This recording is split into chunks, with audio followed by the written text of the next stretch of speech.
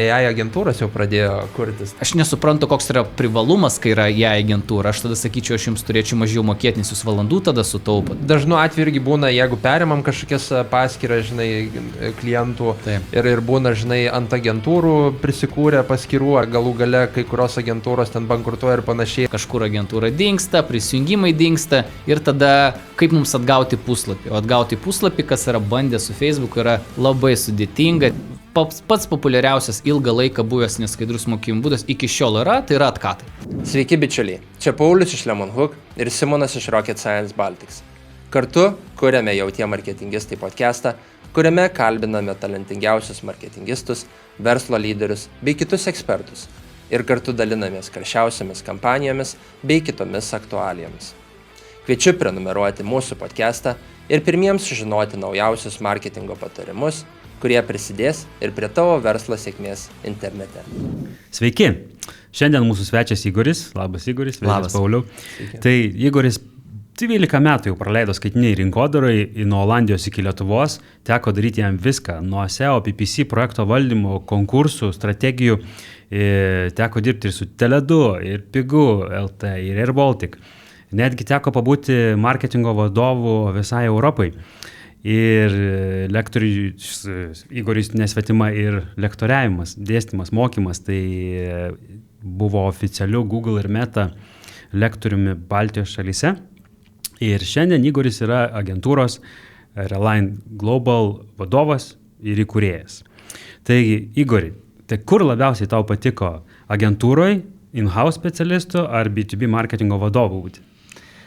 Aš manau, kiekvienas gyvenimo tarpsnis yra skirtingas. Tai agentūra buvo beprotiškai gera patirtis pradžioje, nes tai yra geriausia mokykla, yra sunkiausia, bet yra geriausia mokykla ir aš džiaugiuosi, kad man teko tiek Olandijoje, tiek Lietuvoje būti gerose agentūrose, tai buvo geriausia mokykla.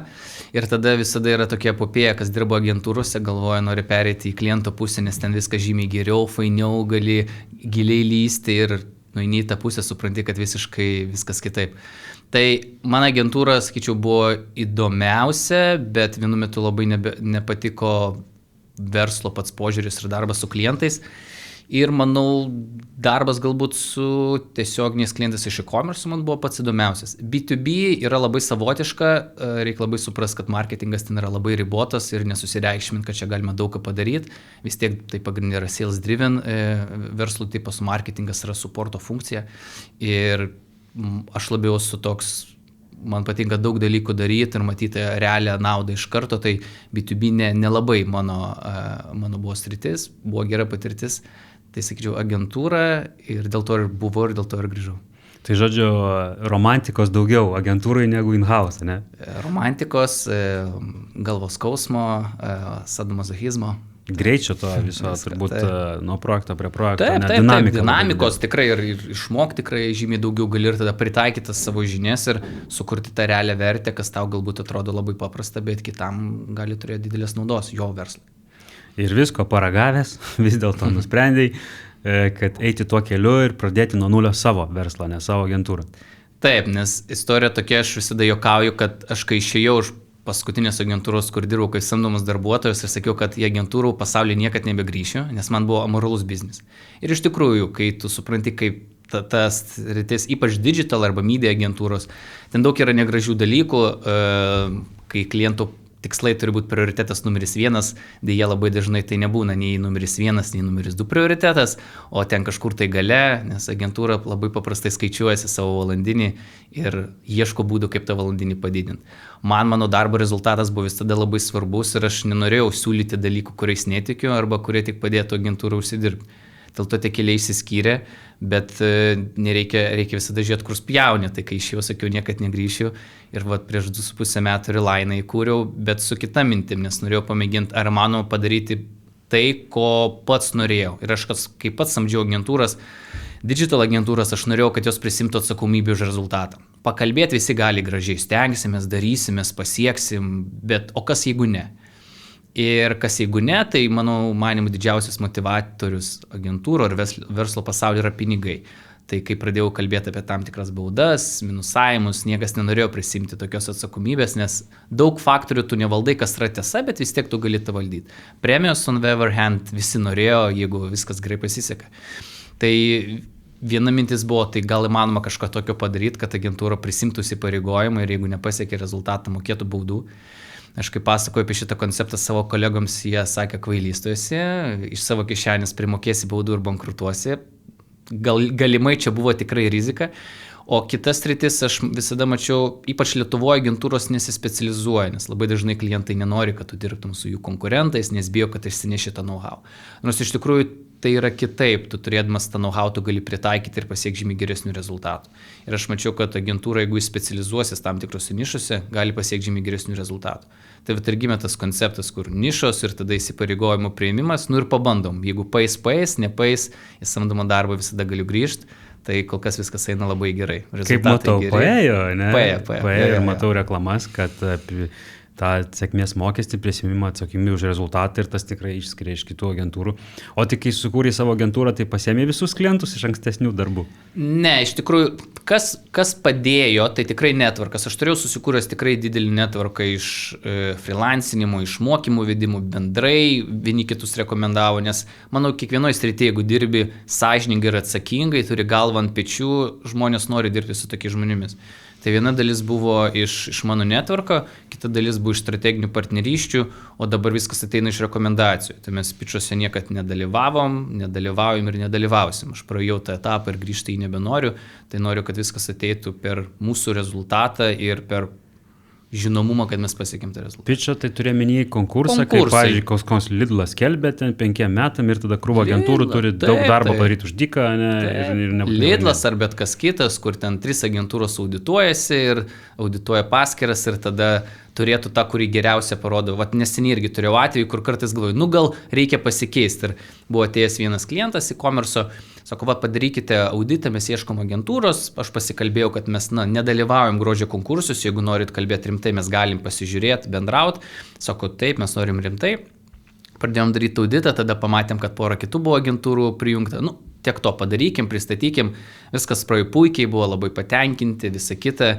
Tada po savaitės skambinu ir vėliau gaunu mailą, kad mūsų poreikis labiau atitiko kitas partneris, kur net apie poreikius nebūtų kalbėta. Tai vėl tas parodė, kad nereikia eiti tos grožio konkursus, nes ten nusveria visiškai kiti dalykai, o ne realus tas rezultatas. Tai konkursai gali būti dideli, gali būti mažesni, toks lyginimasis. Tai nemažai irgi teko tikriausiai audituoti irgi skirtingų paskirų ir galbūt atliepiant tą mūsų šiandienos temą apie bullshitą visą marketingę ir galbūt kokių mitų ir kokių matydavot atlikdami auditus, paskirų. Taip, tai aš ir pats esu savo rankom, tikrai arti 100 tiek Google, Meta ir kitų paskirų atlikęs ir kolegos agentūroje, tai visada reikia suprasti vienas dalykas, kad auditas yra tai, kad jeigu tu nori kažką rasti, tu visada rasi. Ir aš visada sakiau ir potencialiems klientams, kurie ateidavo, žiūrėkit, aš pasakysiu tai, kas yra gerai ir kas mano manimo remiantis patirtim yra blogai. O jums jau tada spręsti, o ne taip, kad kibti prie bet kokių dalykų. O antras dalykas, visada reikia suprasti, kas tą auditą atlieka. Aš galiu paimti Petrą, kuris 3 mėnesius dirba su digitalu ir jis padarys mano paskirų auditą ir jis duos kažkokius insightus ir ką tada to tikėti. Bet didžiausios problemos, aš sakyčiau taip, ir jos kartojasi nuolat, viena po kitos. Jeigu jums taip specifiškai, tai vienas dalykas vis dar labai dažnai pasitaiko, kad nėra labai aiškus kaip jaisai. Nei pats klientas žino, o agentūra tada ir nesistengia gauti ir tada optimizuoja man parodymų, paspaudimų, dar kažkokių visiškai nesąmoningų metrikų, kurie yra beverčiai. Tai tas dažniausiai pasitaiko. Tada jeigu kalbėt apie Google, tai naudojami vis dar brodo raktažodžiai, kur nei prieš 12 metų, kai pradėjau, nei dabar, ypač Lietuvos rinkoje, kai nėra biudžetai, ten 20-30 tūkstančių per mėnesį, neturi tų įnaudoti, nes yra pinigų švaistimas, vis dar pasitaiko ir labai dažnai, ir tas vienas raktažodis pasiima visą biudžetą.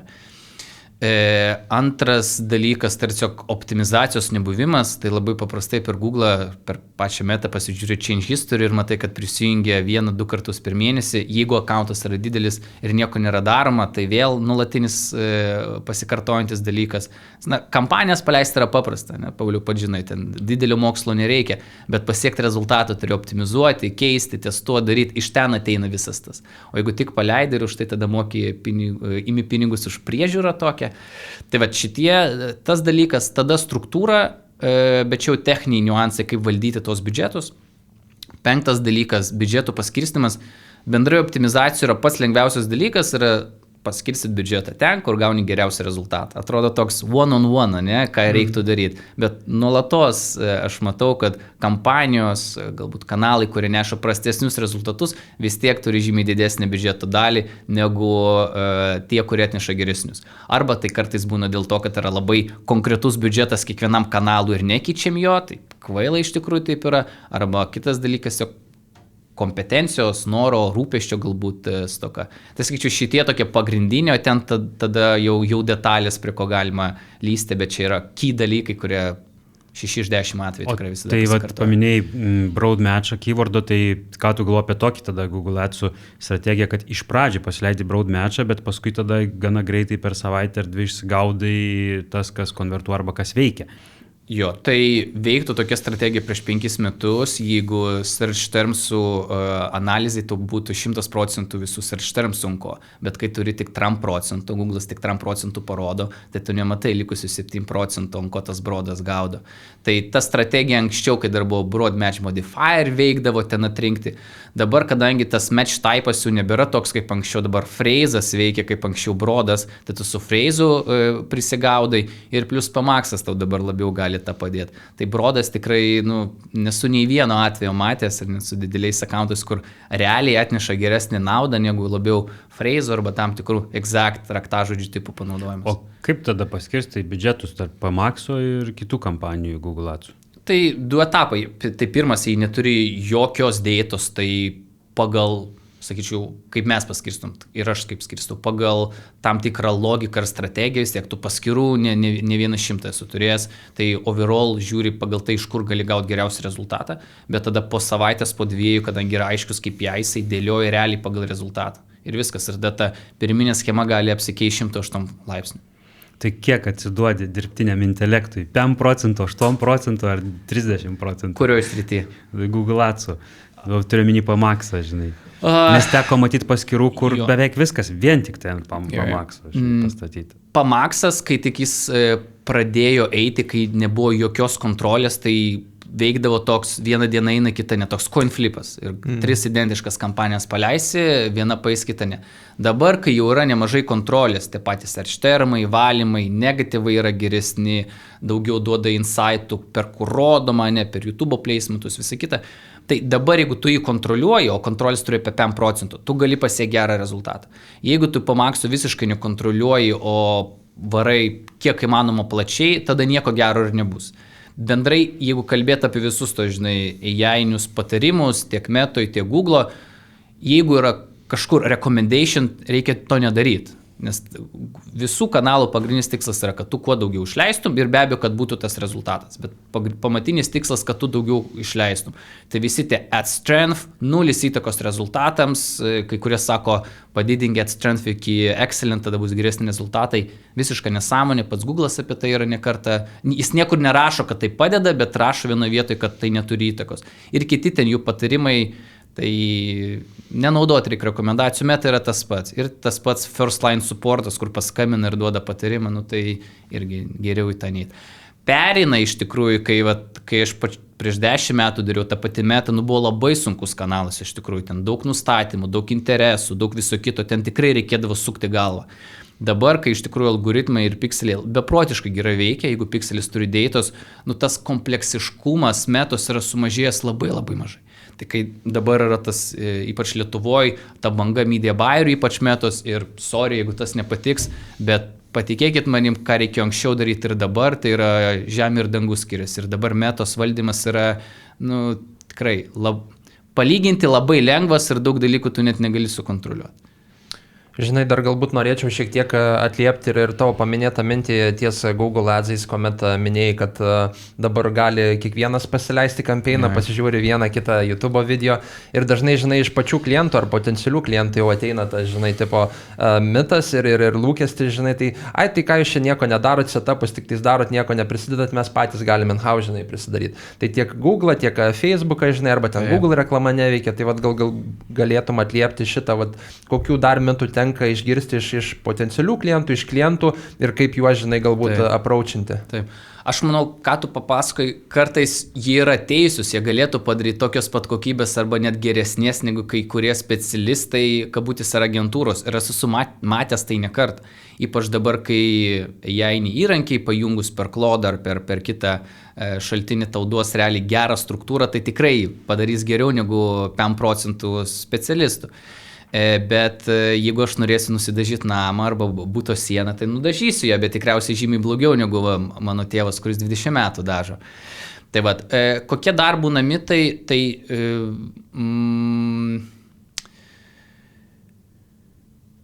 taip, vienas dalykas galbūt mitas yra tai, kad kalbant apie tai, kas yra gera agentūra, ne? Ir mes su tavimi esame, Pauliu, kalbėję, tai kad agentūras galima suskirstyti į žinomi prekiniai ženklai, į mažas pagal apyvartas, mažas galbūt pagal žmonės ir visa kita. Tai jeigu yra didelė agentūra, dažniausiai tai yra media agentūra, kurios visa istorija yra į offline media, digital rezultatai, mano patirtim, ten bus visada prasti. Niekada nereiktų eiti, jeigu tu nori stipraus digitalo, į tradicinę media agentūrą, nes jie padarys tau gerai teliką, offline, laikraščius, visą kitą, o digitalas bus šalia. Ir aš dirbau agentūros konglomeratuose, kur buvo digital skyriai ir buvo offline skyriai, kurie turėjo vieną digital žmogų. Tai vat, čia yra mitas, kad jeigu dirbu su didelė agentūra, ten geriausi specialistai. Tikrai ne. Digitalas ten bus prastai padarytas. Tai yra vienas. Antras galbūt mitas yra ir bendrai, kur dažniausiai daug klaidų yra padaroma, kokius KPI susekti, į kokius skaičius žiūrėti, ne? Mes tikrai labai prastai suprantam, ką analitiksai rodo. Dabar jau mažiau apie tai kalbama, nes bounce rate'as nėra by default analyticsuose metrika, reikia įdėti, bet anksčiau daug kas ją norėdavo naudoti. Ir sakydavo, bounce rate'as parodo, jeigu žmogus ateina, nesusidomi ir išeina. Ne, jis parodo visiškai kitą. Iš techninės pusės bounce'as yra tada, kai jokio įvykio nenutinka. Ir aš galiu tai padaryti, kad žmogus ateina ir po sekundę šauna tam tikras eventas ir bounce rate'as ten bus 0%. Aš su tokiu dalyku matęs. Arba prabuvimas puslapyje. Jeigu aš ateinu, prabūnu pirmam page 30 sekundžių ir išeinu ir niekas nevyksta, mano prabuvimas yra 0 sekundžių pagal Google, nes jis nežino, kada aš išėjau. Tai vad sakyčiau, mitai yra, ką reiškia tos metrikos ir ką mums su to daryti. Tada galbūt bendrai rinkodaros ir reklamos įtaka. Kiekviena profesija save sureikšmina, manau, marketingistai irgi labai save sureikšmina, kokią mes čia milžinišką įtaką darom. Manau, yra įtaka, bet jį yra realiai prasideda nuo gero produkto ir tada yra multiplikatorius. Jeigu geras produktas, reklama ir nuo SEO, paid, visa kita yra multiplikatorius, jeigu prastas, tai nieko gero nebus. Tai suprasti, kad čia kosminių kažkokių tai tų dalykų nepasieks. Kitas mitas, ir neseniai teko susidurti, kad aš noriu daryti Google ir Meta ir man reikia 2 agentūrų, kurios viena specializuojasi Google, kita į Meta. Labai blogas approachas, nes kanalai persipina, tu nematysi realaus rezultato, kiekvienas partneris temps savo pusę, tavo verslu tai bus tik tai minusas. Realiai mes nesame Amerika, kur tikrai būtų labai gilios specializacijos ir vienetai turi tokius biudžetus, kad imti agentūrą su labai labai gilia specializacija.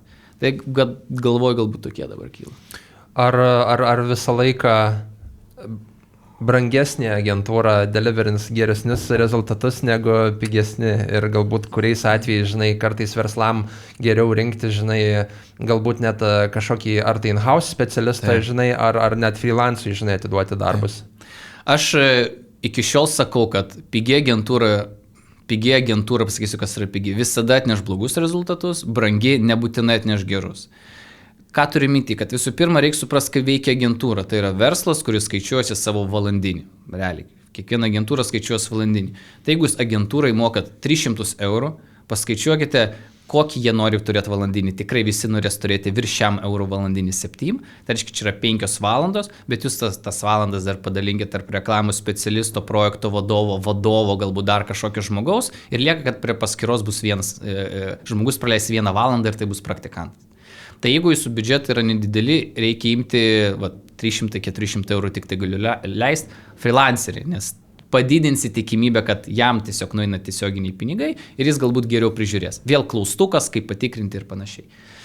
Tada su brangiom agentūrom tai dažniausiai yra taip, kalba vardas, jeigu mydė agentūros, kalba vardas, bet kokybė ten bus tikrai prasta, nes jie daugiausiai fokusuojasi offline arba ten į brand awareness kampanijas, kalbant apie performance bus prastai. Kaip tada nuspręsta ir kada, pavyzdžiui, kaip sakė, mažesnis būna geresnis, tai sakyčiau taip, kad jeigu reikia digitalą daryti, aš niekad, ir kaip pats ieškodavau agentūrų, aš niekad neįčiau pas didelį agentūrą. Tiesiog dėl to, kad jie neturės tos specializacijos ir aš žinau, kaip, pavyzdžiui, aš dirbau agentūrose, kur klientai būdavo ten Tele2, Ignitis ar dar kažkas, bet koks kitas atėjęs klientas yra ten tier 4, tai jam ir specialistai, kurie yra skiriami, ir žmonės yra, visiškai netam lygmenį, o tu moki už tą vardą.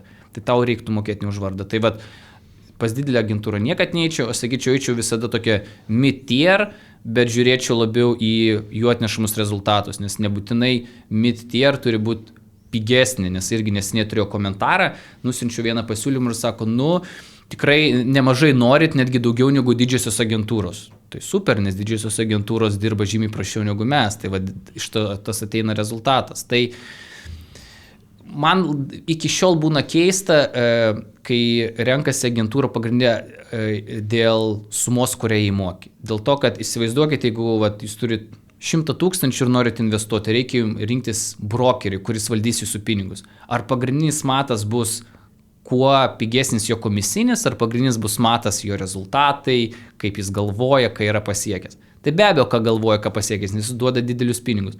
Taip pat ir arba vidinis žmogus, arba agentūra valdo jūsų pinigus.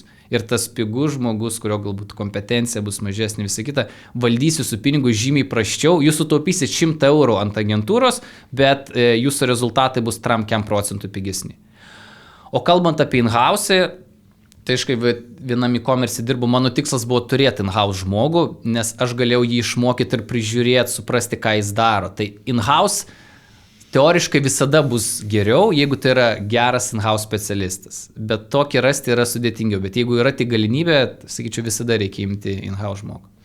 Bet turbūt in-house žmogus vis tiek, kai žinai, koks tavo poreikis dar irgi reikia atsižvelgti, nes in-house žmogus, žinai, visų labai, man atrodo, gerai palėtė, kad in-house žmogų neužtenka pasamdyti, dar reikia jam ir vadovauti, ir krypti duoti, ir suprasti, ką jisai kalba, nes tu turbūt pasisamdysi in-house stiprų žmogų, bet jisai greitai ten nepasijus reikalingas, jeigu visa kita komanda nieko nesupranta. Tai reiškia, jeigu tu nori turėti in-house žmogų, turi pats tada pradėti domėtis tas sritim, kurioje jisai dirbs, ne? Taip, tikrai taip. Ir tada prasideda, ar tikrai jo visa darbo diena bus užimta tais dalykais, ką tu jam duodi, ar tu tada atrasi papildomus dalykėlius, ką jam reikia daryti, ką įmonės visada atranda, dėl to marketingas tampa skrajučių ir uniformų pirkimo, žinai, padalinys. Tai tikrai, jeigu įmonė didelė, tikrai reikia galvoti apie in-house žmogų, bet kas jį tada prižiūrės ir kaip įvertinsi jo kokybę, nes nebūtinai jo kokybė bus geresnė, negu tu gausi iš išorės. O kokie dar galėtų būti indikatoriai, renkantis reklamos partnerius, marketingo partnerius, apart kainodaros, kad neimam ten pačią brangiausią, pačią pigiausią, per vidurį gal kažkokius keistadžius pasianalizuoti? Aš rinkausi taip ir aš visada siūlau taip rinktis. Tai visų pirma, tegu papasako, kokius rezultatus yra pasiekę. Arba puslapė būna keistadžiai, jeigu nebūna, tegu papasakojo ir pasidalina, bet tai turi būti konkretus skaičiai, nebūtinai, kad įmonės minėtų, bet sferos. Tai realiai turi būti rezultatas iš patirties. Ir labai reikia atsargiai, kad agentūra savo neprisimtų nuopelnų kažkokių tai kitų. Ir kaip tai galima pamatyti, paklausinėti labai konkrečių klausimų ir pamatai, ar žmogus pradeda mėtytis ar ne. Tai vienas dalykas tikrai keisai. Tikrai, sakyčiau, 100% jo žiūrėti. Antras dalykas tai yra žmonės, kurie ten dirba ir kurie dirbs. Labai dažnai tose pirmose pokalbėse dalyvauja vadovas, kuris geba gerai pakalbėti, gražiai pakalbėti, parduoti, nes jo yra toks darbas. Ir jis nebūtinai yra kažką tai daręs netgi su tuo. Bet visą valdymą atlieka projekto vadovas ir reklamų specialistas. Tai aš, kai samdydavosi, aš visada norėdavau, kad būtų ir projekto vadovas susitikime, ypač jeigu mes jau matom, kad klojasi mums, kad susipažinti su juo, jį pažinti. Dėl to aš, kai visada turiu tos pirmus pokalbius su potencialiais klientais, visada dalyvauja dar kažkoks žmogus iš komandos, kad ir pamatytų. Tai va, šitas dalykas ir aš dabar jau tikiu, kad pagrindinis matas, ar agentūra pasieks rezultatą ar ne, yra rūpestis. Jeigu agentūra realiai rūpi tavo rezultatas, tavo verslas, tada ir pasieks. Ir jeigu agentūra labai apsiriboja tik tą dalimi, ką tu su ja kalbėjai ir pavyzdžiui, sakykime, yra agentūros daro tik tai Google ar Meta sutarėt. Bet kažkas yra blogai su tavo webu, net ten mygtukų galbūt nėra ar dar kažkas. Ir vyksta jūsų susitikimas ir agentūra, pavyzdžiui, pirmą mėnesį sako, su webu yra problemus, jums reikia pataisyti. Po antro mėnesio nieko nesako, po trečio ir tada po ketvirto, kai klientas sako, tai blogas rezultatas, tai čia webas yra blogas. Tai jeigu agentūra prieš tai jokių nedavė indikatorių, insighto, dar kažko, nebūtinai, kad jį tą darys, tai reiškia nelabai rūpi. Arba tas pats, jeigu jūs jai paduoda kreatyvus, labai dažnai agentūra digital būna vėliau sako, nėra rezultato, nes kūryba yra bloga. O tai kur jūs buvot, kai jūs gavote tą kūrybą, kodėl nebuvo kažkokių tai papildomų dalykų. Bet šitie faktoriai jau pradėjus dirbti yra labai svarbus. Tai sakyčiau, kai yra tas rūpestis, tada yra tas rezultatas. Bet rūpestis labai retai būna, nes dažniausiai jis būna arba iš įmonės vadovo, arba iš jau labai pasiryžusių ir norinčių to daryti žmonių. Tai čia yra toks, jeigu atrandi tą, tai reikia laikyti. Čia yra ir kita pusė, kad pats klientas tą rūpestį kartais nužudo, nes tu jam duodi indikacijas, tu sakai dalykus, pasakai, kas yra svarbu ir kas kiškoja, bet klientas sako, aš investuosiu, pavyzdžiui, tik į PPC, iš tų dalykų aš netvarkysiu. Ir tada, tau belieka tik tai klausyti to kliento, ne, ir daryti. Ir aišku, pabaigoje visada rezultatas bus tas pats, ne toks geras, kaip norėjai. Bet dažnu atveju man tenka susidurti, kad ir kokias duotum išsames ataskaitas ir bandytum išskirti svarbiausius tuos dalykus, kurie gali trukdyti konversijai, tai ne visada ir gana dažnai klientas nelabai į tai ir reaguoja. Taip, tikrai. Dažna situacija pas mane gal dabar retesnė, nes aš labai atsirinku su kuo darbuotis, bet ką tu pasakoji tikrai taip. Ir tada vėl vis tiek grįžtama prie tų pačių dalykų, kas atsakingas, kas kaltas. Tai visada geri bus rezultatai, kai yra partnerystė. Partnerystė yra viena pusė ir yra kita pusė. Nėra, kad tik tai pasamdžiau agentūrą ir jį viską man padarys. Ar tai būtų SEO, ar tai būtų dar kažkas.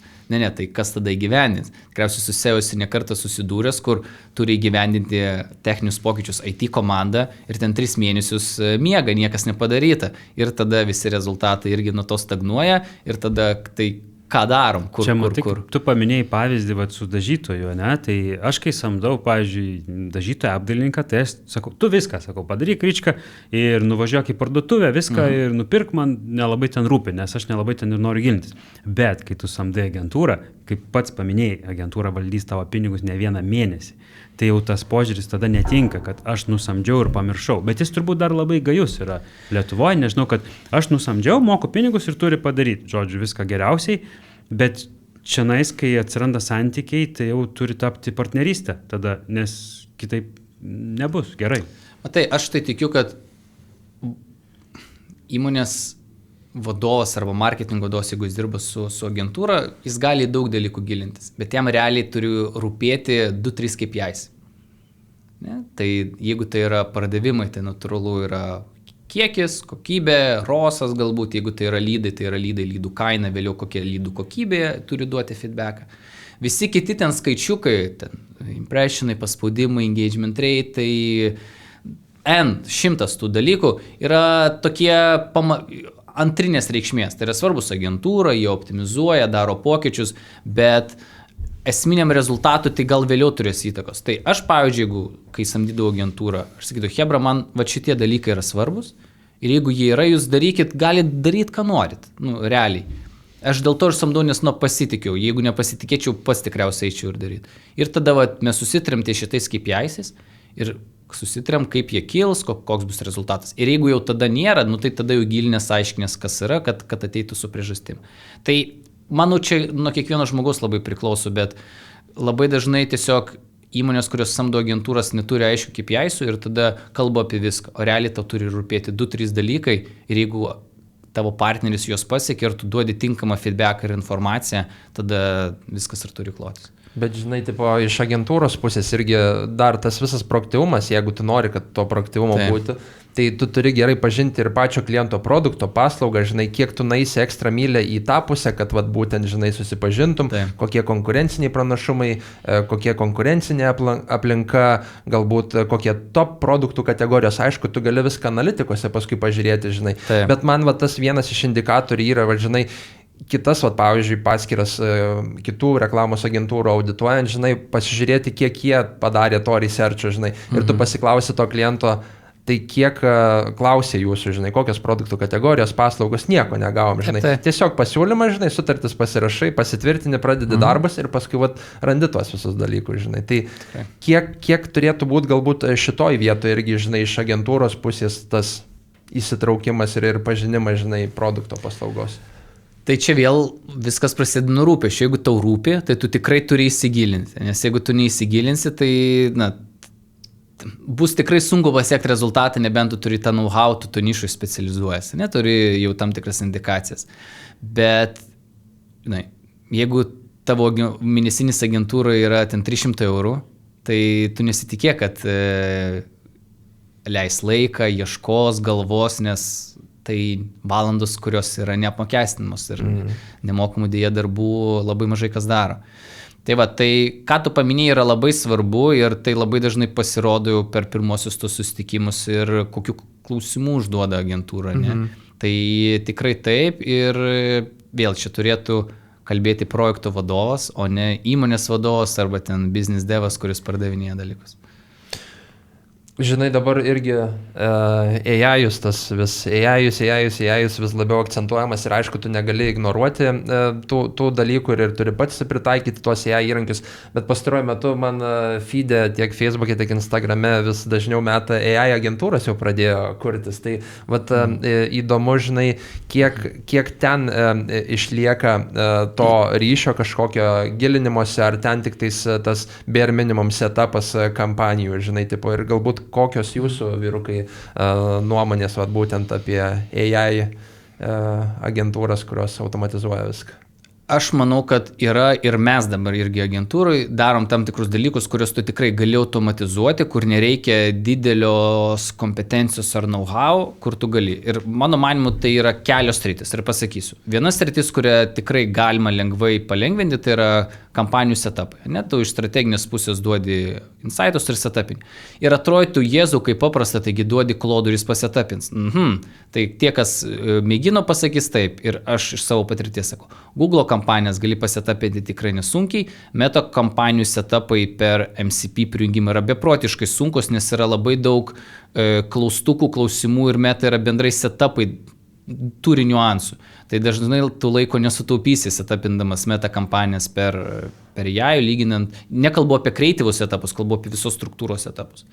Tai va, bet šitą dalyką tu tikrai gali. Antras dalykas - reportai. Tai tikrai tu tą gali automatizuoti ir daug kas yra automatizavę, mes Lookerį naudojam, dabar ir kitus įrankius, bet vis tiek ataskaita turi būti pristatyta žmogaus. Kas iš tų skaičių? Skaičiai turi būti įžvalgos, jeigu tai tikrai yra juodant baltą skaičių ir nieko nepasako. Tai aš irgi dažnai matau, kad specialistai nusiunčia ataskaitą klientui, vat imkite. Ne, tai kas iš tų skaičių, jeigu nėra kažkokių tai įžvalgų dar kažko.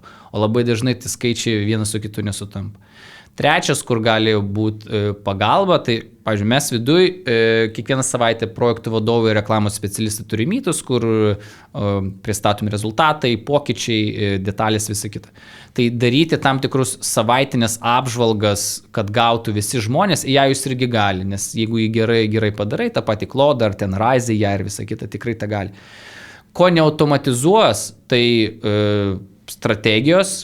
Nes su strategija yra taip ir manau su kitais dalykais su AI. Jis tau paduos strategiją, bet tu turi įvertinti, ar ji yra gera ar negera. Jį tau paduos SEO strategiją, PPC, pozicionavimą, bet kaip tu vertinti, ar tai yra gerai ar negerai. Ir vertinti gali tik tai tie žmonės, kurie turi patirtį. Dėl to man gaila ir liūdna dėl jaunų kolegų, nes jie neturės to fundamento, tos patirties ir jie priims bet kokį atsakymą, netgi haliucinaciją, kurią duos jais ir priims tai kaip ties. Kartais pataikys, kartais ne.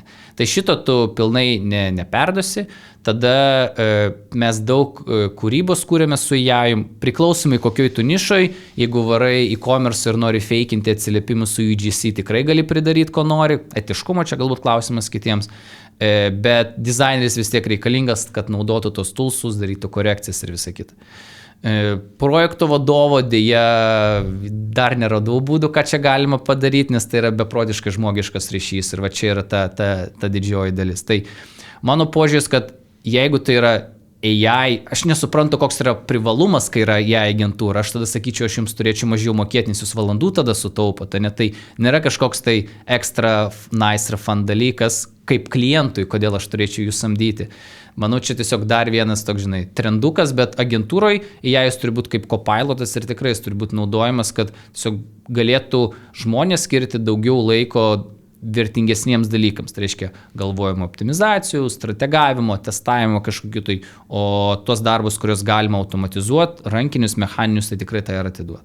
Mano toks požiūris. Čia gal dar truputį susiečiau šitą klausimą su ankstesniu. Mes pakalbėjome apie tai, kas svarbu agentūrai gauti iš kliento, kad galėtų kartu siekti rezultatų. Bet jeigu tu esi verslo savininkas dabar, kaip tau pasitikėti tą agentūrą, duoti savo skaičius, savo pardavimus, kažkokius konfidencialius rodiklius, ypač kai tu dar tik tai pradedi užmėgti santykius, galbūt tos agentūros projekto vadovas pasikeis po 3 mėnesių ir vėl visko reikės iš naujo, tai mes visi 3 čia esam kaip agentūro atstovai. Bet gal pabandykim pasižiūrėti iš kliento, iš agentūros pirkėjo pusės. Tai kaip tam žmogui dabar pasitikėti ir duoti mums tuos duomenis, kurį mums reikia? Ir dar pridėsiu vieną papildomą irgi ant top, nes dažnai būna jau nudegę, ateina verslai nuo kitų agentūrų, ar ten kažkokios paskyros atimto, neturi, ar tai ten nežino skaičių, gauna tik tais impressionų, jokių konversijų nematavo. Ir čia labai sunku kaip atgauti pasitikėjimą kliento, iš tos pusės. Tai dėl to pasitikėjimo skaičių, tai čia nieko naujo neišras, yra indėjus ir jis turi būti stiprus iš kliento pusės, be abejo visada laikymasis yra nesilaikymas, bet jis turi būti su baudom. Tada, kai indėjus yra be baudų, tai joks neindėjus. Tai iš kliento pusės visada ir aš visada duodavau prieš bet kokius pokalbius apie skaičius, kai ieškodavau agentūrų. Tai NDėjus turi būti, ir jis plius minus jau tą dalyką kažkiek išsprendžia, bet natūralu tu po pirmo, antro pokalbio tu pajuti, ar tu pasitikė ar nepasitikė žmogum. Tai manau vis tiek tas žmogiškas faktorius ir NDėjus, aš taip darydavau, neturiu dar kito atsakymo, kas čia gali būti geriau. Jeigu iš viso, aš turėjau tokį pavyzdį, kai atėjo viena įmonė, jie tuo metu appsą norėjo developint ir aš paklausiau, ką jūsų appsas bendrai darys. Sakau, negalim pasakyti. Sakau, kodėl? Dėl to, kad yra antiek unikali idėja, kad jeigu mes tau pasakysim, gali bet kas kitas nusikopinti ir paleisti, nes pasaulyje tokio dalyko nėra. Jie vėliau po pusmečio paleido, tai ne rocket science ten, bet kai net, ir aš sakiau, tai pasirašykime indėjų, viskas to tvarko. Ne, mes tais indėjais netikim. Tai tada tu nieko negali daryti, nei pagalvot, ką galima, ir jie prašė pirminių idėjų, ką čia galima būtų daryti, kaip jūs matote, tai nieko neįmanoma pasakyti, kai net tokio dalyko tu nepasakai. Tai va čia yra gal tiesiog tu nepasiruošęs dirbti kartu. Ir bendrai dirbti su partneriu, gal viduje tada reikia samdyti žmogų. Tai kalbant apie tos skaičius, tas nudegimas, tai tikrai dėja labai dažnai pasitaikantis. Mano šiuo metu šiaip idealus klientas yra tas, kuris yra dirbęs su kitais, nes jis tada ateina, gali palyginti ir tada wow, fainai. Bet tas, kuris neturėjo kito partnerio, jis galvoja, kad tai yra natūralu, ta servisą, tą patirtį, rezultatus, kuriuos gauna dabar. Bet kaip atgauti tą pasitikėjimą, žinai, draugauja vyrukas su kokia nors mergina arba mergina su vyruku, išduoda ir tada ateina kitas žmogus ir turi kurti pasitikėjimą bendrai visą lytimi, visų pasauliu. Neįmanoma tai padaryti.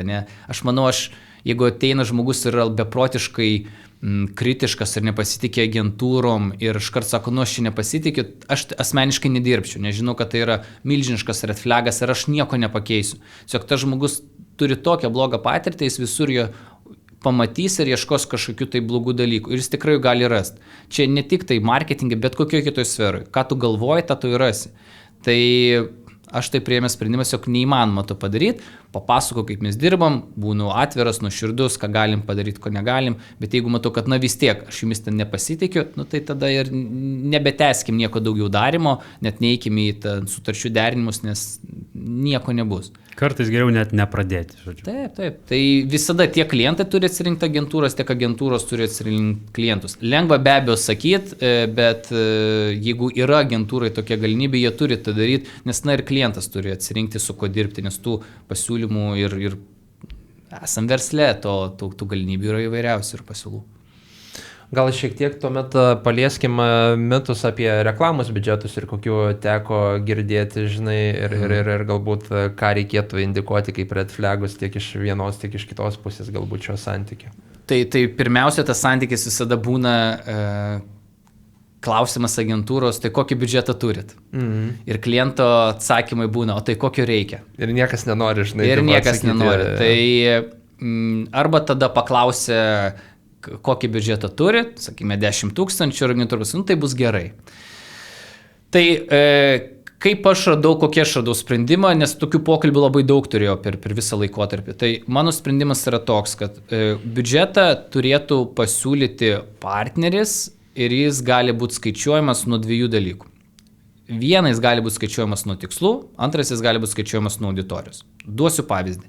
Turėjom įmonę, kuri norėjo užpildyti tarptautinė įmonė, norėjo rasti 85 naujus darbuotojus. 85 naujų darbuotojų. Tai vat, kiek reikia biudžeto rasti 85 naujus darbuotojus. Tai vat, turi tikslą ir tau reikia išskaičiuoti. Tai kadangi pagrindė ten visi kanalai buvo, kur mokysis yra už CPM, searcho nebuvo, tai mums kažkaip reikia išskaičiuoti, tai kiek mums reikia impressionų, kad pasiekti tą tikslą. Skaičiuoti dažniausiai paprasta, tai realiai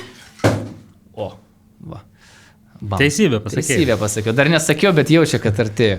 Tai va, tas atvejis buvo taip. Mums reikia 85 žmonių, tai reiškia, kiek mums reikia aplikantų.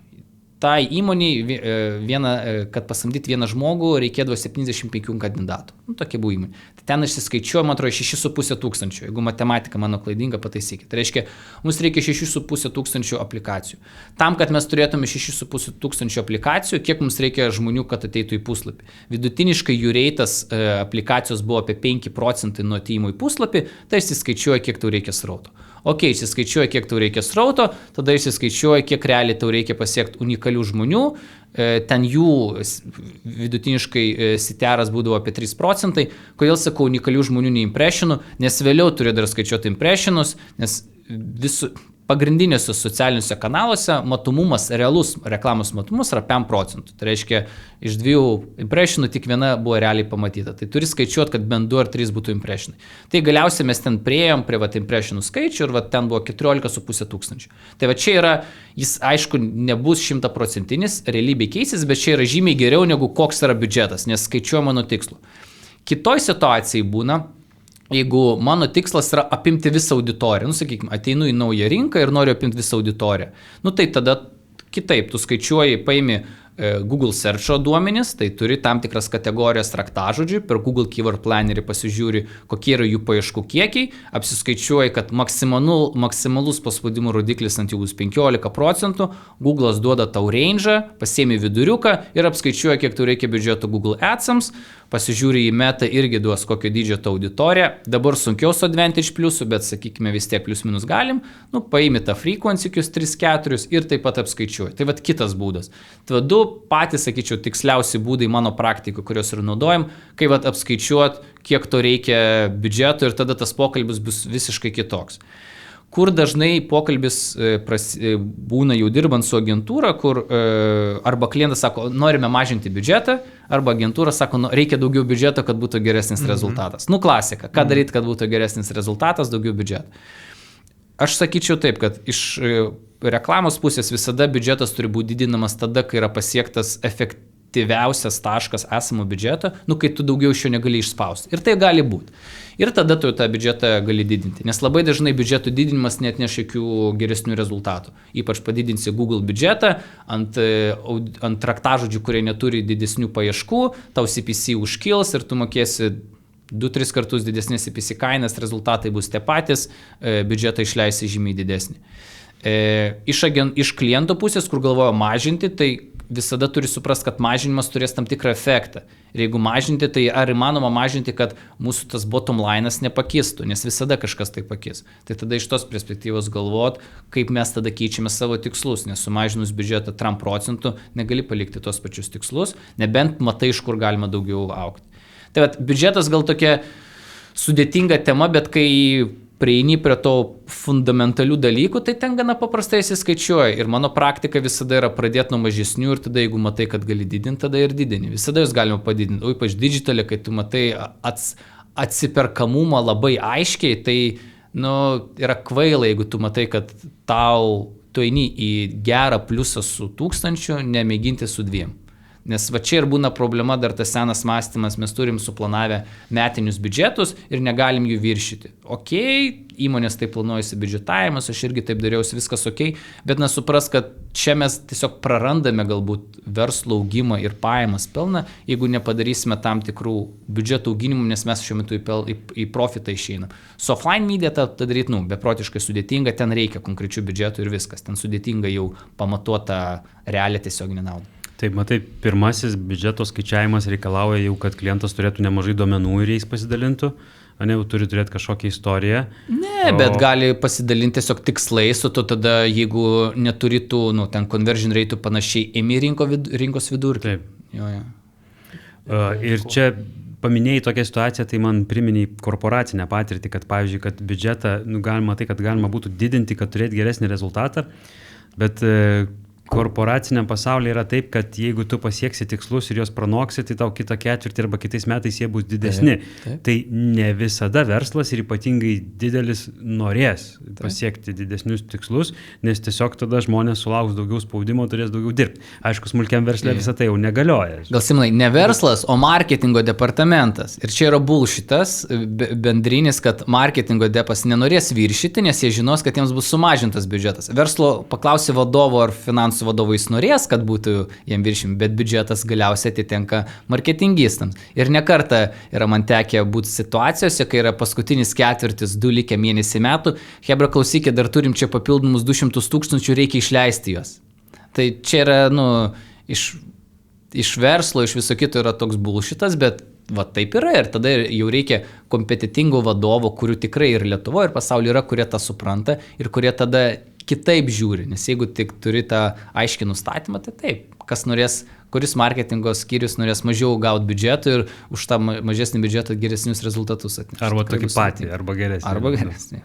Bet čia turbūt ir iš pačios įmonės to kliento pusės, galbūt kultūriškai žmonės nėra perfect fit, jeigu, nenori aukštesnius tikslus siekti, kad paskui sudėtingiau juos būtų dar bytinti, tipo. Nors visą laiką tas yra, ir aišku, dažnai turbūt irgi iš klientų ir sulaukia, būna geri mėnesiai, ypač, ten Black Friday, spalis, lapkritis, gruodis, visas sezoniškumas. Dažnai jie neteis, su laišku arba skambučiu, kad čia gerai pavarėm ir panašiai, bet visą laiką gausi, kažkokią repliką, kad kažkur nedadaryta, Tai. Čia yra žmonių tipažai, kai kurie žmonių tipažai galvoja, kad jeigu laikysiu ant trumpo, visada bus geresnis rezultatas. Tai čia yra tiesiog žmogaus tipas ir tikrai esu su tokiais susidūręs, bet to žmogaus nepakeisi, tu turi suprasti, kad jis tiesiog toks yra, jis turėjo tą patirtį, kur jeigu to nebuvo, tai tiesiog tas nevyko. Tai čia vėl bloga patirtis iš partnerystės, iš vidinių kolegų, dar iš kažko. Tai vėl nusprendė, ar nori, taip ar nenori. Ar reklamos agentūra, marketingo agentūra turėtų būti atsakinga už visišką besąlygišką verslo sėkmę, net ir tuo atveju, jeigu produktas, pasiūlymas ar svetainė neveikia? Jeigu agentūros atsakomybė yra svetainė, tada jie turėtų prisimti atsakomybę už tą veikimą, bet jeigu jų atsakomybė yra tik tai tam tikros sritis, nežinau, ten Google'as ar Meta ir panašiai, tai negali prisimti atsakomybės bendrai už tą rezultatą, nes, sakau, reklama mes per daug sureikšminam, kokią turi įtaką, turi, bet tai daug kitų dalykų tą lemia. Ir pagrindinis matas tai yra produktas. Tikrai blogą produktą dideli pinigai išgelbės tik labai trumpą laiką. Tai jeigu agentūra duoda ar partneris komentaro dėl produkto, dėl kainodaros, dar dėl kažko, bet šitie dalykai galbūt nepadaromi, kas dažnai ir būna, nes produktas yra toks visiškai kita dalis. Tai tikrai ne, kaltų visada norima ieškoti, bet reikia prisimti atsakomybę ten, kur tu turėjo prisimti. Tai reiškia ten, kur tu valdai dalykus. Paskosiu vieną atvejį, mes turime vieną klientą, medicinos įstaigą Vilniuje ir jie turi labai tokią unikalią paslaugą, labai gerą paslaugą iš tikrųjų, bet jos ištransliavimas buvo, jos ištransliavimas labai prastas iš tikrųjų. Ir lyginant kainodarą su kitom klinikom, jie turi labai gerą kainodarą, bet tas ištransliavimas padaro jos visiškai prastus. Ir mes įvairiausius dalykus mėginom daryti su reklamom, visą kitą, nes webą mes jų nevaldom, davėm komentarus, ką reikia padaryti, jų IT komanda gana lėtai daro, brangiai kainuoja, tokia suirutė. Tai ką mes galiausiai nusprendėm, sakom, žiūrėk, davai mes pro bono padarom landingą, kur landinsim visus to žmonės, patys sukursim naują pavadinimą ir padarysim, nes mums ten irgi rezultatas svarbus, mes turim įsipareigojimą ir pasižiūrim. Jeigu bus gerai, apsimokėsim, jeigu ne, tada mūsų resursai. Tai mes šitą variantą su jais pasidarėm ir dabar darom. Tai galėjom ir nedaryti ir tada nuolatos būtų prasti rezultatai, webe nėra informacijos, nuolatinė ta diskusija, kuri ir vyko kurį laiką. Tai va čia gal vėl ateina tas rūpestis ir ar gali agentūra kažką pakeisti ir padaryti. Jeigu ir to net nebūtų leidę, tai tada sorry, žinai, tada mes čia geresnių rezultatų negalim pasiekti, aukso nepadarysim, žinai. O čia aš turiu prašymą, kadangi tu turi savo patirties, tai manau, šitą tikrai gyvendai, bet mėly freelancer agentūros, kai kuriat landing page'us reklaminiam kampanijom, nedarykit jų našlaičiais, orphan page'ais, tegul jie turi linką ir titulinį puslapį ir tegul atsiranda meniu linkas į tą puslapį, nes tiesiog sukuriat labai atvedamas srautas, jisai konvertuoja, bet jisai visiškai prie SEO neprisideda, nors yra daromas didžiulis darbas. Taip, tikrai pritariu. Dar gal tuomet palieskim šiek tiek ir pačių paskyrų temą, ką šiek tiek irgi briefly mentioned, kad dažnu atveju irgi būna, jeigu perimam kažkokias paskyras, žinai, klientų ir būna, žinai, ant agentūrų prisikūrę paskyrų, ar ten Google Tag Manageriai, Google Adsai, visokie Facebook Adsai, licenzijų visokių prisiperka ir paskui, žinai, kartais net tas ryšys nutrūksta, galų gale kai kurios agentūros ten bankrutuoja ir panašiai ir tu tada neatkasi. Ir tada susiduri labai su dideliais iššūkiais. Tai vat galbūt kažkokių mitų esi girdėjęs ir vat šitoj srity ir ko reikėtų galbūt verslams atkreipti dėmesio, kad iš šitos pusės. Aš šitoj srityje esu perėjęs per visas situacijas įmanomas. Iš visų pusių. Iš agentūros, iš klientų ir tada iš konsultacijų, kur susisiekė, sako, ką daryti. Tai yra graži teorija, yra praktika. Kalbėkime apie gražią teoriją. Kaip turėtų būti idealiam pasauliu. Idealiam pasaulio turėtų būti taip, kad visos digital buveinės yra įmonės nusavybės. Reiškia, ne tik kalbu apie webą, bet Google Adsai, Meta Business Manageriai, GTMai, Analyticsai ir panašiai. Čia yra idealus pasaulis ir visada skatinu įmonę, kad taip ir padarytų. Realybėje tai nebūna visada. Kas dažniausiai būna? Tai dažniausiai būna taip, kad Analyticsai būna klientų, nes dažniausiai visada sukuria, klientas tik prideda agentūrą, vėliau gali ar partneriai išmest, pridėti ir panašiai. Google Adsai, jeigu klientas anksčiau jau buvo pats pakūręs ir ten yra jo kortelė, tada pridės naujus partnerius. Jeigu nieko neturėjo, dažniausiai mes, pavyzdžiui, visada aš klientams sakau, jūs patys norit susikurti ar norit, kad mes jums sukurtume. Ir tas ir tas yra. Tai visada agentūra turi paklausti. Jeigu agentūra sukuria ir tada įdeda savo kortelę ir Google kortelę keis priklausomai nuo tam tikrų tavo levelių netaip yra lengva, tada ir perdavimas gali būti sudėtingas, nes su kortelė ir su duomenim ten yra sudėtinga, nebent yra padaryti geri transferiai. Su Meta yra kita istorija. Tai su Meta iš viso, kad visada verslas turi turėti savo business managerį, no matter what. Ir priskirti tą savo Facebook'o puslapį prie business managerio. Nes labai dažnai ateina agentūra, turi savo business managerį, prisiskiria kliento puslapį ir kliento puslapis yra to business managerio nusavybė. Kažkur agentūra dingsta, prisijungimai dingsta ir tada kaip mums atgauti puslapį. O atgauti puslapį, kas yra bandę su Facebook, yra labai sudėtinga, ten yra vargo vakarienė su dokumentais, su visko kitu, nesvarbu, koks tu būtum patyręs ar kiek ten tu leistum tų pinigų. Tai visada klientas turi turėti savo business managerį ir ten pridėti. Bet kaip tada su ad accountu, iš kurio leidžiama reklama? Tai čia vėl yra klausimas, iš ko yra leidžiami pinigai, iš kieno kortelės. Jeigu tai yra iš kliento kortelės, tai natūralu tada ir turi būti kliento business managerė, nes jeigu tu pakursi kitam business managerė ad accountą su to kortelė, tai agentūra gali irgi daryti, ką nori. Ir vėliau netgi pasibaigus santykiam vėl tą kortelę naudot. Bet jeigu tai yra agentūros kortelė, tai pavyzdžiui, mano agentūros kortelėmis tikrai nemažai klientų leidžiam iš mūsų kortelės tiesiogiai, aš nepridėsiu tos kortelės kliento business managerė, nes aš prarandu to kontrolę. Ir vieną dieną kažkas kažką nuhakins ir 10 000 į balą. Ir nekartą man tas asmeniškai nėra buvę, bet esu buvęs tose situacijose. Tai idealus scenarius, jeigu klientas pats viską moka, jam viskas ir priklauso, neidealus tada pereina. Ką tada daryti, kai pasikeičia agentūras? Ir yra vienos agentūros, kurios ir partneriai, ir tai freelanceriai, kurios piktybiškai nenori perduoti. Nenoriu perduoti ir viskas, be jokių priežasčių. Tada yra kiti faktoriai, kur, pavyzdžiui, pas mus, kur mes turim, jeigu klientas, kur leidžiame ant savo kortelės, Meta Ads Manager, tu negali perleisti. Nėra techniškai galimybės atiduoti. Tu gali pasišėrinti, jie gali naudoti, bet tu negali atiduoti. Tai tas uždaryta. Bet yra ir kitas faktorius iš agentūros pusės, kad tu nenori atiduoti savo know-how. Nes, pavyzdžiui, mes specializuojamės tam tikrose nišose, mes gerai išmanom ir ateina Antanas iš gatvės ir tau turi prieigą ir volia, viskas, ne? Tai čia tada jau kaip tu apsitari sutartį iš tikrųjų tos visus dalykus su klientu. Tai manau, pačioj pradžioj visada klientai turi atsiklaust ir susitar, ko jie patys nori ir labai aiškiai tai įsirašyti sutartį. Nes jeigu neįsirašo, tai tada ir visko ir nutinka. Dar galbūt norėčiau paliesti tą visą apmokestinimo klausimą ir galbūt kokio bullshito esi ten matę, žinai, nuo adminų iki royalties ir visokių CPM per kainas.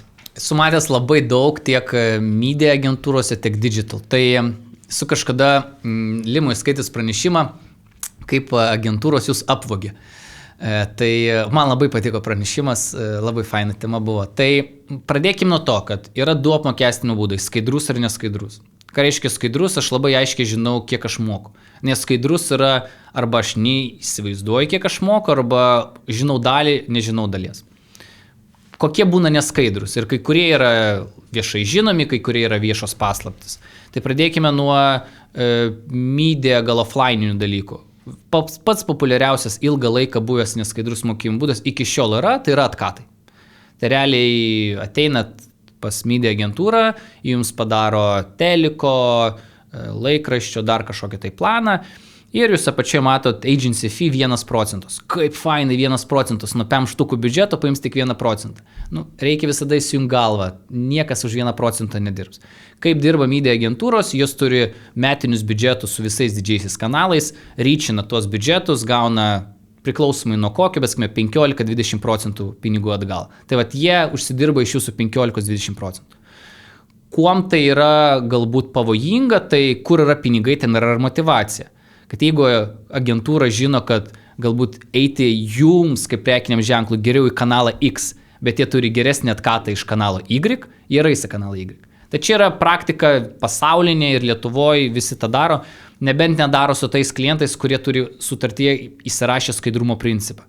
Ir su kai kuriais yra sutarimai, žiūrėkit, mes jums mokėsim normalią dalį, viską, ką gaunat iš kanalo, naudojame kitais metais biudžete. Tai čia dažnai labai naudojamas tas neskaidrus būdas offline. Kitas neskaidrus būdas naudojamas digitale, tai yra vadinami trading desk fee arba Kitokie yra pavadinimai, bet pagrindė tai yra arba Adform platforma, arba DV360, nes Lietuvoje tai pagrindė naudojami. Ir kaip tai veikia, aš kadangi pats Adform ir dirbau, tai esu nekartą matęs, su DV360 taip pat. Tai įsivaizduokit taip, jūsų partneris išleidžia 1000 eurų pirkdamas Media per Delfi, per 15 minučių per Adform arba DV360, jums ataskaitoje rodoma, kad išleistas 1000, bet realiai išleisti tik 500. Nes yra uždėtas trading desk fee, kuris būtų, pavyzdžiui, 100% šiuo atveju, kuris sako, kad 100% nuo visą Media biudžeto tu man pargražinki mano sąskaitėlę.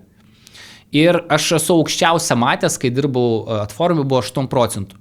Tai reiškia, išleidžia 1000 realiai Media pirkimui, bet charge'ina klientą 1800. DV360 turi tą patį ir neseniai teko turėti patirtį, kur atėjo klientas iš kitos agentūros, nemažą jai mokėjo fiksuotą mokestį ir tada išsiaiškinom, kad ten buvo kosminiai trading desk fees DV360. DV360 rezultatų jokių negeneravo, konversijų jokių nebuvo, lydų nebuvo, nes tai buvo pagrindinis tikslas. Agentūra akcentavo, kad tai mums svarbu, kad būtų awarenessas ir panašiai, tai bullshitas, tiesiog iš to kanalo vogdavo. Tiesiog ta prasme vogdavo pinigus iš klientų. Tai vat, visada tai galit pasitikrinti, bet paprašyti agentūros, kad arba duotų prieigą prie kanalų, arba yra specifiniai reportai, kur irgi inkludina tos trading desk fee arba DV360. Tai jeigu jūsų partneriai naudoja šiuo metu DV360 arba trading desk fee, tikrai pasitikrinkit, nes galite rasti įdomių dalykų. Tada yra skaidrus galbūt būdai. Tai skaidrus tai arba fiksuotas mokestis, pliusai žinai, kiek mokėsi, minusai nėra motivacijos agentūrai dažniausiai dirbti daugiau ar geriau, viskas priklauso nuo pačios agentūros ir žmonių. Dirbi su etiška sąžininga dirbi su Kiek yra tokių vienetai. Kitas būdas irgi gana toks populiarus, ypač užsienį, procentas nuo media spendo. Man tai yra pats prašiausias modelis, dėl to, kad motivacija yra labai aiškiai. Mums reikia daugiau biudžeto. Kodėl? Dėl to, kad aš daugiau užsidirbsiu. Bet biudžeto kiekis neturi įtakos darbui. Ar tai bus 10 000 ar 100 000, tai nepadidina darbo kiekį reikalinga 10 kartų. Tu gali su 1000 eurų biudžetu, tau reikia daugiau dirbti negu su 10 000. Dėl to tas procentas yra pats blogiausias dalykas, kurio tikrai nereikia niekam naudoti. Įmonėje, jeigu aš samdyčiau, niekad to nenaudočiau ir įmonė tai yra vien žala, iš tikrųjų tokį dalyką turėti. Tada yra, yra valandiniai, tai mano praeitoje agentūroje, kur dirbau, bandė klientus čaržinti valandinių, kas atrodė labai etiška, sąžininga ir skaidru. Iki tol, kol prasidėjo pokalbė, tai kodėl šitas darbas užima 2 valandas, o ne 1, tai labai greit ir baigėsi tas valandinis apmokestinimas. Valandinis skaičiuoja toliau agentūrą, bet apmokestinimas fiksas. Na ir tada yra visokiausi, sakykime, miksai, ne? Tai su afiliatais dirbant gana dažnai yra nuo CPA-os, tai reiškia lydas yra ir gauni mokyti tiesiogiai už lydą. Tada kai kurie turi fiksuotą plus premijas, kai kur su e-commerce, mes kur turim su e-commerce, ten yra procentas nuo generuojamų pajamų, nes manau irgi yra sąžininga, kad tavo mokestis yra už tavo darbą. Pas mūsų didžiąją dalimi klientų yra tam tikri mokesčiai už paslaugas ir tada yra baudos arba premijos nuo įsipareigojimų viršijimų arba nepasiekimų. Tai kitaip, nepasiekėm rezultatą, kurį pasižadėjom, mokam baudas. Tai tokie, sakyčiau, patys pamatiniai. Aš, kurį pats rinkčiausi ir kurio pats visada ieškojau, kad agentūros motivacija labai aiškiai priklausytų nuo jų uždarbio. Nes ypač su digital, nes ten gana lengvai galima pamatuoti. Ir jeigu yra rezultatas, agentūra gauna daugiau pinigų, jie sieks, kad dar tas rezultatas būtų didesnis. Jeigu nėra to motyvo, tai nieko gero. Kągi, bičiuliai, buvo įdomi diskusija. Pabaigai turim dar blitz klausimynų rubriką, tai keli paruoštukai, apie kuriuos galbūt nežinojai, tai keli bus techniniai ir vienas toks bendrinis. Daug negalvok, pirma mintis, kuri šaus į galvą, tiesiog atsakyk. Važiuojam tuomet. Ar performance marketingas be stipraus brando ilgainiui tampa tiesiog brangiu triukšmu? Ne brangiu, bet jis bus brangus. Okay. Kuris yra didesnis bullshitas? Garantuojame rezultatus, ar mums reikia daugiau biudžeto ir kodėl? Šitas geras. Jeigu garantuoja rezultatus ir prisiema finansinę atsakomybę, tai nėra bullshitas, bet jeigu garantuoja be jokio finansinio dalyko, tai bullshitas yra visiškas, o reikia daugiau biudžeto, jeigu tai yra po 2-3 mėnesių, tai bullshitas. Dažniausiai 9 iš 10 atvejų bus bullshitas. Ok. Ir tada šiek tiek bendrinis, be kokios rutinos ryte nepradedi savo ryto. Jeigu būtum to paklausęs prieš 1,5 metų iki sūnaus gimimo, tai būčiau pasakęs, dabar be sūnaus pakelimo. Taip, dabar realiai be sūnaus pakelimo iš lovos. Ok, taip.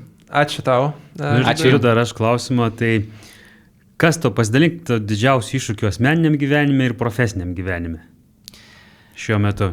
Asmeniniam šiuo metu didžiausias iššūkis yra suderinti įmonę, šeimą ir sportą. Tai čia didžiausias, nes aš daug sportavau iki Vinco gimimo ir tas pasikeitė, nes daug laiko noriu praleisti su sūnum, tai tas yra didžiausias iššūkis tikrai. Profesiniam gyvenime aš einu miegoti ir atsikeliu su klausimu, kaip išlaikyti kokybę. Tai va čia yra didžiausias iššūkis, kuris visą gyvenimą, manau, man ir bus, kaip išlaikyti paslaugų kokybę ir rezultatus. Taigi, mėly žiūrovai ir klausytojai, jeigu ieškote atsakingų ir rūpestingo požiūrio į rinkodarą, susisiekite su Igoriu.